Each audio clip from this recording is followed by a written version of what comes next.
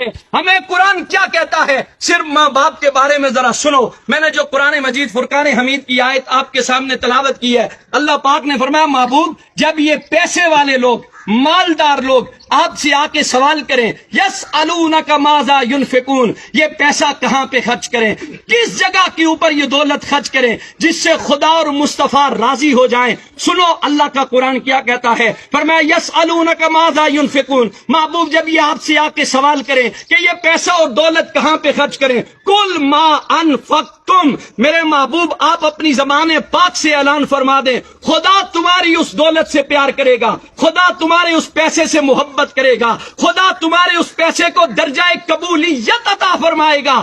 کس پیسے کو درجہ قبولیت عطا فرمائے گا؟ فرمایا ما انفقتم من خیر فللوالدین، جو پیسہ تم اپنے بوڑھے باپ اور بوڑھی ماں کے اوپر خرچ کرو گے، اب تمہیں گارنٹی مل رہی ہے کہ جس بندے نے اپنے ماں باپ کے اوپر پیسہ خرچ کیا، جس نے ان کی خدمت کی، جس نے ان کا احترام کیا، جس نے ان سے دعائیں لی ہیں، اس بندے کے ساتھ خدا بھی راضی ہے، خدا کے محبوب بھی راضی ہیں۔ یہ بات یاد رکھو، یہاں سے 7 لاکھ روپے خرچ کر کے بندہ حج پڑھنے جاتا ہے، نہ اس کے پاس مکے کے مفتیوں کا فتویٰ ہے، نہ پاکستان کے مفتیوں کا فتویٰ ہے کہ تو نے 7 لاکھ روپے خرچ کیے، تو نے کعبہ شریف کی زیارت بھی کی ہے، تو نے وہاں صفا اور مروہ کی سعی بھی کی ہے، تو مکے اور مدینے کی گلیوں میں گھوما بھی ہے، اس کے پاس سند نہیں ہے کہ تیرا حج قبول ہو گیا ہے، تیری عبادت قبول ہو گئی ہے، تیرا جھکنا قبول ہو گیا ہے۔ خدا کی رحمت کی امید تو ہے لیکن قبولیت کی گارنٹی کوئی نہیں دے سکتا۔ لیکن سنو،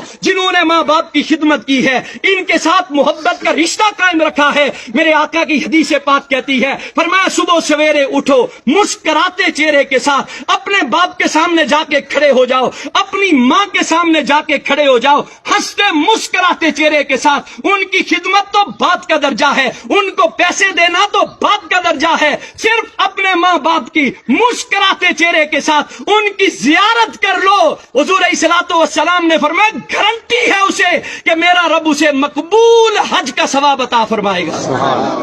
ہم یہاں سے حاجی صاحب بننے کے لیے مکے کی گلیوں میں تو جاتے ہیں، مدینے کی گلیوں میں تو جاتے ہیں، پیسے تو خرچ کرتے ہیں۔ کبھی سوچا تمہارا بوڑھا باپ گھر میں بیٹھا ہوا ہے، کبھی سوچا تمہاری ماں وہ محبت کی نظروں سے تمہیں دیکھ رہی ہے، شاید میرے بیٹے کو زندگی کا گزرا ہوا کوئی لمحہ یاد آ جائے، شاید اسے زندگی کی کوئی بیتی ہوئی یادیں ستائیں کہ میرے باپ نے میرے لیے اتنا کچھ کیا تھا، میری ماں نے لوگوں کے دروازوں کے اوپر جا کر کپڑے دھو کر برتن مانج کے لوگوں کے گھروں میں جھاڑو لگا کر۔ آپ اور میں روز دیکھتے ہیں بوڑھے ضعیف العمر لوگوں کو کہ روڈ کے اوپر سوٹی اٹھا کر لوگوں سے مانگ رہا ہے۔ کبھی اس بابے سے ایک دفعہ پوچھ کے دیکھو، بابا یہ تو کس کے لیے مانگ رہا ہے؟ تو لوگوں کے دروازوں کے اوپر جاتا ہے، تو کس لیے جاتا ہے؟ کیا تجھے اپنی ضرورت ہے؟ وہ باپ کہتا ہے نہ مجھے میری ضرورت نہیں ہے، میں زندگی گزار سکتا ہوں، لیکن میرے گھر میں ننھے بچے ہیں جو شام کو میرا راستہ تکتے رہتے ہیں۔ ہمارا باپ گھر میں سودا لے کے آئے گا،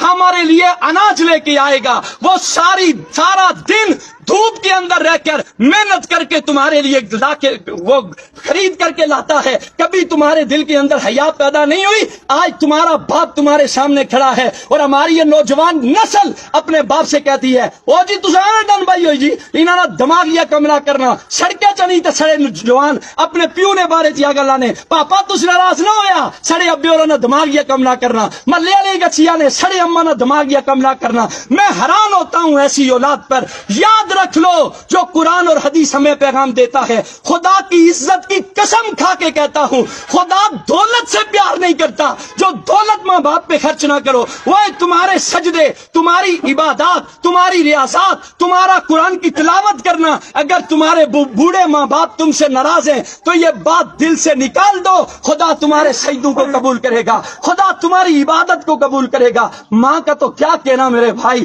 ماں تو زمانے کی وہ ہستی ہے جسے قرآن نے چاند کہا ہے۔ ساری کائنات ایک طرف ہے، ماں کی ہستی ایک طرف ہے۔ ماں جیسا تو اللہ نے کائنات کے اندر کسی کو پیدا ہی نہیں کیا ہے۔ وہ ماں جس کے بارے میں ایک شاعر بول کے کہتا ہے، ایک مدت سے میری ماں نہیں سوئی تابش، میں نے فقط ایک بار کہا تھا کہ مجھے ڈر لگتا ہے۔ تابش کہتا ہے میں نے زندگی میں ایک مرتبہ کہا اماں مجھے ڈر لگتا ہے، اس کے بعد میری ماں نے سونا ہی چھوڑ دیا۔ ایک اور شاعر بول کے کہتا ہے، وہ کہتا ہے وہ اس ڈر سے دوپہر دوپہر کے وقت بچوں کو سلا دیتی ہے، شاید کھلونے بیچنے والا پلٹ کے واپس نہ آ جائے۔ ایک اور شاعر بول کے کہتا ہے، وہ کہتا ہے جس گھر میں روٹیاں 4 ہوں، بندے 5 ہوں، اس گھر سے ایک ہی ہستی کی صدا بلند ہوتی ہے، مجھے بھوک نہیں ہے، وہ کوئی اور نہیں ہوتا، رب کعبہ کی قسم وہ ماں ہوتی ہے۔ ایک اور شاعر بول کے کہتا ہے، وہ کہتا ہے